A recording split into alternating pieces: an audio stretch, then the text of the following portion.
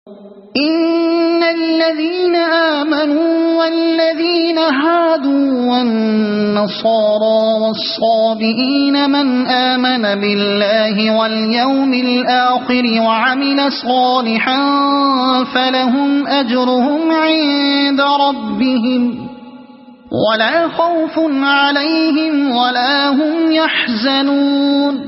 یقین جانو کہ نبی عربی کو ماننے والے ہوں یا یہودی، عیسائی ہوں یا صوابی، جو بھی اللہ اور روز آخر پر ایمان لائے گا اور نیک عمل کرے گا، اس کا اجر اس کے رب کے پاس ہے اور اس کے لیے کسی خوف اور رنج کا موقع نہیں ہے۔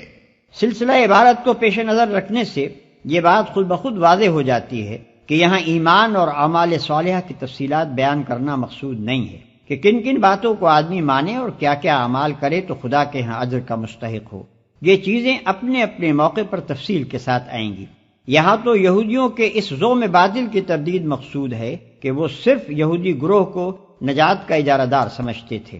وہ اس خیال خام میں مبتلا تھے کہ ان کے گروہ سے اللہ کا کوئی خاص رشتہ ہے جو دوسرے انسانوں سے نہیں ہے، لہذا جو ان کے گروہ سے تعلق رکھتا ہے وہ خواہ اعمال اور عقائد کے لحاظ سے کیسا ہی ہو، بہرحال نجات اس کے لیے مقدر ہے، اور باقی تمام انسان جو ان کے گروہ سے باہر ہیں وہ صرف جہنم کا ایندھن بننے کے لیے پیدا ہوئے ہیں۔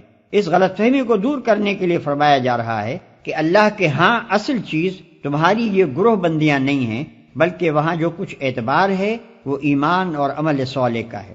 جو انسان بھی یہ چیز لے کر حاضر ہوگا وہ اپنے رب سے اپنا اجر پائے گا۔ خدا کے ہاں فیصلہ آدمی کی صفات پر ہوگا، نہ کہ تمہاری مردم شماری کے رجسٹروں پر۔ وَإِذْ أَخَذْنَا مِيثَاقَكُمْ وَرَفَعْنَا فَوْقَكُمُ الطُّورَ خُذُوا مَا آتَيْنَاكُمْ بِقُوَّةٍ وَاذْكُرُوا مَا فِيهِ لَعَلَّكُمْ تَتَّقُونَ۔ یاد کرو وہ وقت جب ہم نے طور کو تم پر اٹھا کر تم سے پختہ عہد لیا تھا اور کہا تھا کہ جو کتاب ہم تمہیں دے رہے ہیں اسے مضبوطی کے ساتھ تھامنا اور جو احکام و ہدایات اس میں درج ہیں انہیں یاد رکھنا۔ اسی ذریعے سے توقع کی جا سکتی ہے کہ تم تقوی کی روش پر چل سکو گے۔ یاد کرو وہ وقت جب ہم نے طور کو تم پر اٹھا کر تم سے پختہ عہد لیا تھا اور کہا تھا۔ اس واقعے کو قرآن میں مختلف مقامات پر جس انداز سے بیان کیا گیا ہے اس سے یہ بات صاف ظاہر ہوتی ہے کہ اس وقت بنی اسرائیل میں یہ ایک مشہور و معروف واقعہ تھا، لیکن اب اس کی تفصیلی کیفیت معلوم کرنا مشکل ہے۔ بس مجملاً یوں سمجھنا چاہیے کہ پہاڑ کے دامن میں میثاق لیتے وقت ایسی خوفناک صورتحال پیدا کر دی گئی تھی کہ ان کو ایسا معلوم ہوتا تھا گویا پہاڑ ان پر آ پڑے گا۔ ایسا ہی کچھ نقشہ سورہ اعراف آیت 171 میں کھینچا گیا ہے۔ ثم تولیتم من بعد ذلك فلولا فضل اللہ علیکم ورحمته لکنتم من الخاسرین وَلَقَدْ عَلِمْتُمُ الَّذِينَ اعْتَدَوْا مِنكُمْ فِي السَّبْتِ فَقُلْنَا لَهُمْ كُونُوا قِرَدَةً خَاسِئِينَ۔ مگر اس کے بعد تم اپنے عہد سے پھر گئے، اس پر بھی اللہ کے فضل اور اس کی رحمت نے تمہارا ساتھ نہ چھوڑا، ورنہ تم کبھی کے تباہ ہو چکے ہوتے۔ پھر تمہیں اپنی قوم کے ان لوگوں کا قصہ تو معلوم ہی ہے جنہوں نے سبت کا قانون توڑا تھا۔ ہم نے انہیں کہہ دیا کہ بندر بن جاؤ اور اس حال میں رہو کہ ہر طرف سے تم پر دھتکار پھٹکار پڑے۔ پھر تمہیں اپنی قوم کے ان لوگوں کا قصہ تو معلوم ہی ہے جنہوں نے سبت کا قانون توڑا تھا۔ سبت یعنی ہفتے کا دن۔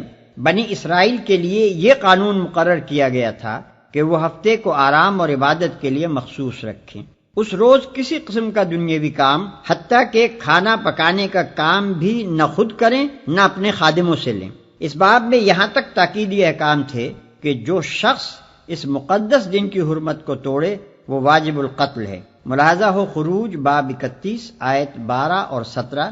لیکن جب بنی اسرائیل پر اخلاقی و دینی انحطاط کا دور آیا تو وہ علل اعلان سبت کی بے حرمتی کرنے لگے، حتیٰ کہ ان کے شہروں میں کھلے بندوں سبت کے روز تجارت ہونے لگی۔ ہر طرف سے تم پر دھتکار پھٹکار پڑے۔ اس واقعے کی تفصیل آگے سورہ اعراف رکوع 21 میں آتی ہے۔ ان کے بندر بنائے جانے کی کیفیت میں اختلاف ہے۔ بعض یہ سمجھتے ہیں کہ ان کی جسمانی حیت بگاڑ کر بندروں کسی کر دی گئی تھی، اور بعض اس کے یہ معنی لیتے ہیں کہ ان میں بندروں کسی صفات پیدا ہو گئی تھی، لیکن قرآن کے الفاظ اور انداز بیان سے ایسا ہی معلوم ہوتا ہے کہ یہ مسخ اخلاقی نہیں بلکہ جسمانی تھا۔ میرے نزدیک قرین قیاس یہ ہے کہ ان کے دماغ بعینہ ہی اسی حال پر رہنے دیے گئے ہوں گے جس میں وہ پہلے تھے، اور جسم مسخ ہو کر بندروں کیسے ہو گئے ہوں گے۔ فجعلناها نكالا لما بين يديها وما خلفها وموعظة للمتقين وإذ قال موسى لقومه إن الله يأمركم أن تذبحوا بقرة قالوا أتتخذنا هزوا قال أعوذ بالله أن أكون من الجاهلين قالوا ادع لنا ربك يبين لنا ما هي قال إنه يقول إنها بقرة لا فارض ولا بكر عوان بين ذلك فافعلوا ما تؤمرون قالوا ادع لنا ربك يبين لنا ما لونها قال إنه يقول إنها بقرة صفراء فاقع لونها تسر الناظرين۔ اس طرح ہم نے ان کے انجام کو اس زمانے کے لوگوں اور بعد کی آنے والی نسلوں کے لیے عبرت اور ڈرنے والوں کے لیے نصیحت بنا کر چھوڑا۔ پھر وہ واقعہ یاد کرو جب موسیٰ نے اپنی قوم سے کہا کہ اللہ تمہیں ایک گائے ذبح کرنے کا حکم دیتا ہے۔ کہنے لگے کیا تم ہم سے مذاق کرتے ہو؟ موسیٰ نے کہا میں اس سے خدا کی پناہ مانگتا ہوں کہ جاہلوں کی سی باتیں کروں۔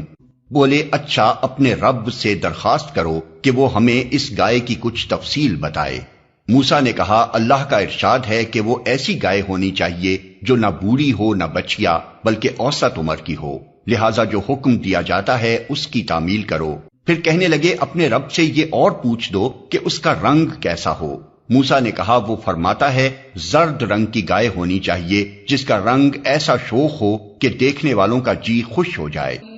قالوا ادع لنا ربك يبين لنا ما هي إن البقرة شابه علينا وإنا إن شاء الله لمهتدون قال إنه يقول إنها بقرة لا ذلول تثير الأرض ولا تسقي الحرث مسلمة لا شية فيها قالوا الآن جئت بالحق فذبحوها وما كادوا يفعلون۔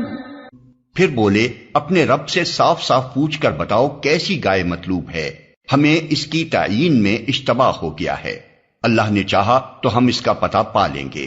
موسیٰ نے جواب دیا اللہ کہتا ہے وہ ایسی گائے ہے جس سے خدمت نہیں لی جاتی، نہ زمین جوتتی ہے نہ پانی کھینچتی ہے، صحیح سالم اور بے داغ ہے۔ اس پر وہ پکار اٹھے کہ ہاں اب تم نے ٹھیک پتہ بتایا ہے، پھر انہوں نے اسے ذبح کیا ورنہ وہ ایسا کرتے معلوم نہ ہوتے تھے۔ چونکہ ان لوگوں کو اپنی ہمسایہ قوموں سے گائے کی عظمت و تقدیس اور گاؤ پرستی کے مرض کی چھوٹ لگ گئی تھی، اس لیے ان کو حکم دیا گیا کہ گائے ذبح کریں۔ ان کے ایمان کا امتحان ہی اسی طرح ہو سکتا تھا کہ اگر وہ واقعی اب خدا کے سوا کسی کو معبود نہیں سمجھتے تو یہ عقیدہ اختیار کرنے سے پہلے جس بت کو معبود سمجھتے رہے ہیں اسے اپنے ہاتھ سے توڑیں۔ یہ امتحان بہت کڑا امتحان تھا، دلوں میں پوری طرح ایمان اترا ہوا نہ تھا، اس لیے انہوں نے ٹالنے کی کوشش کی اور تفصیلات پوچھنے لگے، مگر جتنی جتنی تفصیلات وہ پوچھتے گئے اتنے ہی گھرتے چلے گئے، یہاں تک کہ آخر کار اسی خاص قسم کی سنہری گائے پر جسے اس زمانے میں پرستش کے لیے مختص کیا جاتا تھا گویا انگلی رکھ کر بتا دیا گیا کہ اسے ذبح کرو۔ بائبل میں بھی اس واقعے کی طرف اشارہ ہے، مگر وہاں یہ ذکر نہیں ہے کہ بنی اسرائیل نے اس حکم کو کس کس طرح ٹالنے کی کوشش کی تھی۔ ملاحظہ ہو گنتی باب 19 آیت 1 اور